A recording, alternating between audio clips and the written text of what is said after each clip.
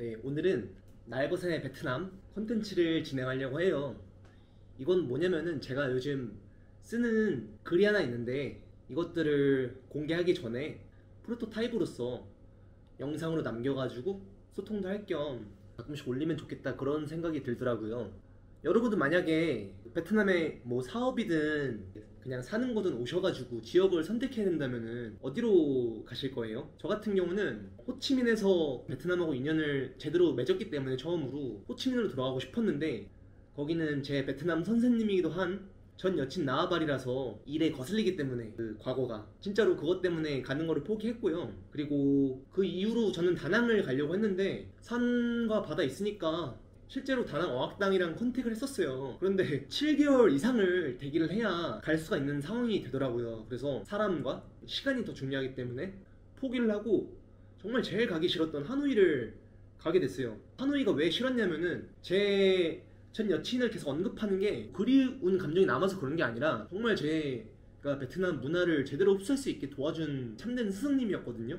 그런데 그 친구가 이제 아버지가 변명한 어떤 외교부 쪽 인사의 그런 가문이었는데 지식적으로가 아니라 경험적으로의 베트남을 굉장히 꿰뚫고 있는 친구였어요. 그 친구는 호치민 1군에서 나고 자라가지고 거기서만 평생을 지냈거든요. 그 친구가 그러더라고요. 1군에서는 부자가 할 수 있는 게 아니라 부자여도 이렇게 역사가 있는 가문만 할 수 있다고 늘 자랑하듯이 저한테 얘기했었거든요. 근데 그 친구가 말하기를 진짜 하노이는 별거 없다고 절대 가지 말라고 저한테 막 귀에 박히도록 얘기를 해가지고 저도 무의식적으로 믿으니까 호치민이 실제로도 좋고 경제적으로도 그래서 하노이는 절대 가면 안 되겠다 그 생각을 했는데 하노이를 오게 된 거예요. 그래서 옛날 제 영상 보면은 하노이에 뭐 불시착하게 됐다 여기를 벗어나야 된다 이런 말들을 하는데 이제 저 같은 경우는 그냥 생각이 들더라고요. 내가 어차피 여기 정착한 데에는 분명히 어떤 하늘의 뜻이 있을 테고 그 의미를 찾아내는 것도 때로는 제 역할이거든요. 그래서 리서치를 하기 시작했어요. 제 나름대로 조금씩 약간 B급 리서치. 제가 뭐 지금 공부를 하고 있는 그런 것도 아니고 그리고 예전에 막 대학교 시절 레포트를 밥 먹듯이 듣던 기억을 되살려가지고 했는데 굉장히 놀라운 사실을 발견했어요. 근데 이거는 틀릴 수도 있고 욕을 먹을 수도 있는데 의견을 내고 뭐 욕 먹더라도 이렇게 수정 받고 나눈다는 건 되게 즐거운 일이니까 댓글로 소통이 가능하시잖아요. 그래서 얘기를 해볼게요. 왜 놀라웠는지. 일단은 하노이가 호치민보다 못 사는 건 맞아요. GDP에서도 지금 제가 이제 즉석으로 말하는 거라서 수치를 공개할 수는 없지만은 굉장히 많이 차이가 나고 프랑스 식민지였잖아요. 프랑스가 떠난 다음에 호치민은 그 인프라가 있었기 때문에 다국적 기업들이 들어와가지고 뿌리를 내리기 되게 용이했단 말이에요. 그래서 발전을 한 거예요. 지금 호치민 외관을 보면은 거의 뭐 서울이랑 견주어도 그렇게 막 이질감은 없거든요. 그 내부를 들여다보면 살짝 후줄근하고 하지만은 저는 거기서 그냥 맨날 다녔어요. 그 번화가를. 왜냐면 여자친구네 집이 그 번화가에서 도보거리였기 때문에 저는 되게 복받았던 거죠. 그 인프라를 제가 이용할 수 있었으니까.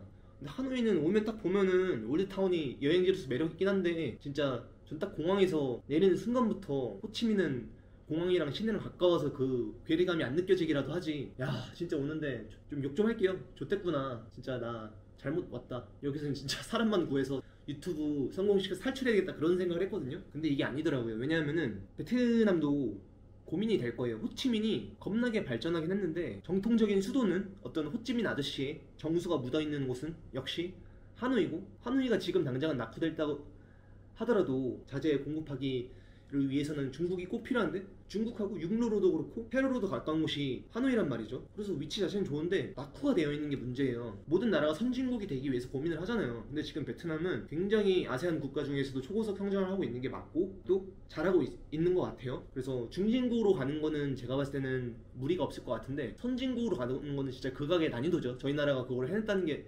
우리나라가 그거를 해냈다는 게 정말 자랑스러운 거고요. 근데 지금은 베트남은 자체적인 어떤 브랜드나 동력은 없어도 해외에 이렇게 투자를 받아가지고 공장을 세우고 일거리를 창출하고 거기에서 막 지역 전체가 발전하고 그런 식으로 지금 꿀을 빨고 있잖아요. 근데 이제 고민이 된 거예요. 아 근데 선진국으로 가려면은 여러 가지 요소들이 있지만 그중 하나가 지역이 골고루 발전해야 되는데 하노이가 낙후돼서는 안 된다. 이렇게 젖과 꿀이 흐르는 땅이. 그래서 생각을 한 게 여기에 한번 대대적으로 투자를 유치를 하자 해서 딜에 잘 맞아 떨어진 게 한국 기업들이었던 거죠. 왜냐면은 호치민은 이미 굉장한 기업들이 이렇게 포진해 있기 때문에 경쟁도 심하고 해서 삼성 입장에서도 어차피 하노이가 나쁘지 않고 인건비 싸고 당장은 낙후되겠더라도 투자하기 좋은 곳이니까 생산 기지로서 활용하려고 들어가는 거겠죠. 여기서 쭉쭉 대박이 나가지고 어쨌든 한국이 베트남에서 투자국 1위를 전체적으로 보면 유지하고 있고, 물론 분기마다 다르지만은 과거에야 호치민이 모든 투자를 몰빵 받았지만은 지금은 수치를 모르겠어요. 제가 그만큼 조사를 한 건 아니라서. 근데 코트라 보고서 2014년도 거 기준으로 70.4%인가? 그 이상이 북부에 몰빵되어 있어요. 그 북부라 함은 하노이를 중심으로 북부라는 거거든요. 하노이, 타이응유엔, 박린성, 하이퐁, 박장 이런 곳 있잖아요. 삼성의 생산 기지들이 있는 곳. 이게 그럴 법도 한 게, 제가 주재한 친구가 2명 있는데 한국인이거든요. 근데 그 남자애가 반도체 관련 기업에서 일을 하는데, 정확히 말하면 뭐 타이응유엔성이나 박린은 아니지만 관리자로서 비엣지라는 지역 넘어서 푸토라는 곳에서 100km를 출퇴근을 해요. 저희 집이랑 가까운데. 그리고 짱이네 오빠, 제 영상 꾸준히 보시는 분이라면 알겠지만은 그 삼성 다니는 거 아시죠? 타이응유엔에 있는 삼성에 다닐 거예요. 근데 사는 곳이 하노이라서 그게 이제 너무 힘들어가지고 퇴직을 준비한다 이거죠. 그래서 보셨죠? 북부아마 하노이를 중심으로 다 묶는 게, 멀리 살아도 생활권이 하노이에 있는 경우가 굉장히 많고, 이 사람들이 출퇴근하면서 결국 돈을 쓰고 먹고 살고 하는 곳은 하노이라는 말이에요. 제가 하노이 와서 놀란 게, 겁나 후줄근하고 뭐 없어 보이는데 호치민보다 집은 말도 안 되게 비싸고 아파트도 그렇고 빡친다 그 생각이 들었는데, 여기에 그 이유가 있는 거죠. 봐요? 그래 고배야, 하노이가 많이 발전하는 건 알겠어. 근데 그게 너로 하여금 왜 하노이를 선택하라고 말하게 하느냐라고 묻는다면은, 저는 와서 이제 조사를 하고 깨달은 거지만, 저는 이제 제가 만약에 선택권이 주어진다면 하노이로 올 것 같거든요. 왜냐하면은 이렇게 나라 간의 교류가 활발하고, 그 격전지가 어떻게 보면 북부 하노이잖아요. 하노이를 중심으로 100km 반경 이내의 그 도시들, 나라 간의 교류가 활발하고, 그게 기업 간의 교류가 되고, 그 아래로 자영업자들, 그 다음에 저 같은 가장 카스트 제도로 따지면 맨 아래에 있는 뭐 백수 유튜버들, 여행자들을 그걸로 분류하기는 그렇고, 하여튼 그 아래에 있는 뭐 없는 사람들도 분명히 콩고물이 떨어지게 되어 있어요. 왜냐면은 이미 콩고물이 이 위 이만큼 있으니까, 이 절대량 자체가 많다 보니까 계속 떨어지다 저 같은 사람한테 기회가 오는 거예요. 그게 어떻게 되는 거냐면은, 예를 들어서 호치민에서는 제가 직장 생활도 하고 전 애인을 통해서 정말 저는 제가 호치민의 어떤 문화 흐름 속의 중심에 있었다고 자부할 수 있거든요. 아저씨도 할아버지 때가 되게 명망 있는 그런 정치인이었지만, 아버지 때는 살짝 그게 옅어져서 그래도 일군에서 이렇게 좀 직책이 높으신 아저씨였고, 이런 걸 제가 얘기하는 건 자랑하려고 그런 게 아니라, 제가 가진 게 없으니까 이런 걸로라도 좀 완전 근거가 없는 거 아니다, 그런 거를 말하려고 하니까 좀 이해를 해주세요. 제가 거기 살면서 영어 잘하는 사람들을 많이 만났는데요, 한국말 잘하는 친구는 한 명을 못 만났다는 거 같아요. 기억이 안 나요. 막 안녕 이런 거 말고 진짜 잘하는 거. 근데 하노이 와서 느낀 게, 이거 너무 하더라고요. 제가 예전에 글에도 썼는데, 베트남어가 안 늘어요. 왜냐면은 저희 집, 카페숍, 길거리, 학교, 심지어 데이팅에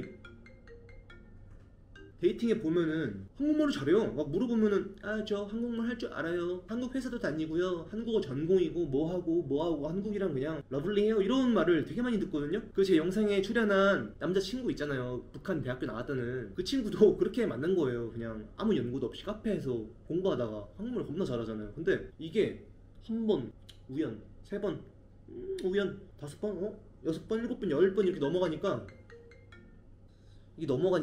이거는 작은 수준의 빅 데이터거든요. 뭔가 있다. 근데 이게 제가 기존에 말했던 모든 것들과 연결이 되는 거죠. 수요가 한국어, 막 한국 기업에 취직하고자 하는 열망, 그런 것들이 맞물려가지고, 하노이는 한국인 프리미엄이 겁나 세네.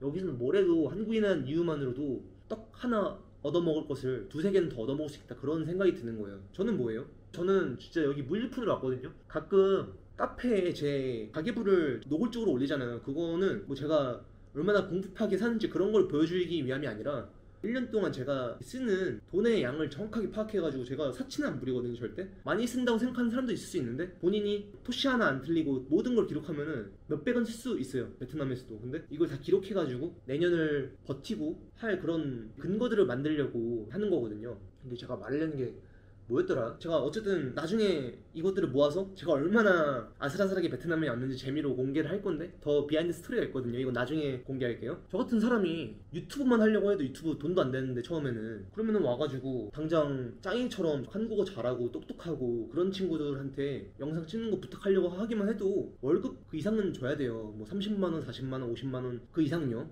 근데 저는 줄 수가 없어요. 먹을 것도 당장 아슬아슬한데. 근데 봐요, 짱이 같은 경우도 어쨌든 한국 기업에 취직하려고 한국어 전공을 했고 오빠도 삼성에 다니고 있고 하노이에 살고 있기 때문에 아마 그런 영향을 많이 받았겠죠. 호치민에서는 막 그런 건 없거든요. 한국 기업에 취직하려고 막 한국어로 공부하고 그런 거 별로 없어요. 근데 짱이만 해도 뭐 삼성 갈까 말까 고민하고 주위 친구들 다 삼성에서 일하고 있고 한데 그래도 이왕 취직하기 전에 한국어를 연습도 할 겸 그렇게 시작을 했고요. 유튜브도 찍으면서 이렇게 알게 되는 사람들이 많아지면 또 그게 어떤 기회가 될지 모르니까 흔쾌히 저희가 막 압박감을 가지고 찍는 그런 스타일은 아니고 못 찍으면 오케이 이런 스타일이거든요. 그리고 최근에 짱이가 몸이 아파가지고 못 나오고 있는 거고 한데 도와줄 수 있는 게 어쨌든 크게 보면은 그 위에서부터 떨어져가지고 짱이가 이제 한국어를 저랑 써야 될 이유가 있으니까 저는 그걸 통해서 이런 말 하면 그렇지만 사람을 쓰면서 제가 아무것도 가지지도 않았는데 유튜브 영상을 하나라도 만들 수 있고 그런 게 저는 기회라는 거예요. 이게 이해가 되시나요?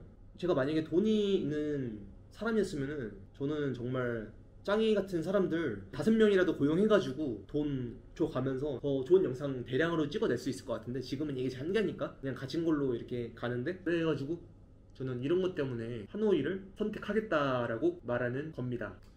이게 제가 대본을 쓰는 걸 별로 안 좋아해가지고 막 말하는 건데 틈틈이 좀 이런 영상들 올려보는 걸로 하고요. 저를 두드려 패도 좋으니까 여러분들도 댓글에 좋은 이렇게 정보를 많이 남겨주세요. 네.